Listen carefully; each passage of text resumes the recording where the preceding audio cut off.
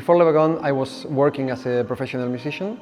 I feel like I needed a life change. A normal day on campus would be, I would get here like at 9. We would spend like 1 hour and a half in lectures, and then we would be doing some challenges.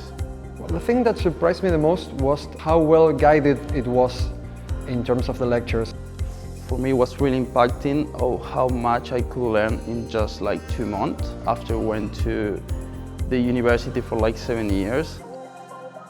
I think Wagon gave us the opportunity to chase the career of our dreams in the technological sector worldwide.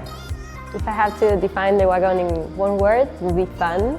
Challenging, inspiring. Engaged. Efficiency. Welcoming. What I like the most about Barcelona campus is the environment, the vibe, the people here.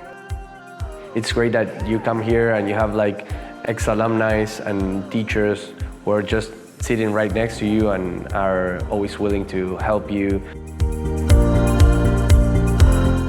I think because you have so much variety and so much possibility in the field and that you can do yourself, it's one of the best things to study right now. Thanks to Wagon, I can now bring my ideas with code into reality, and that's very exciting.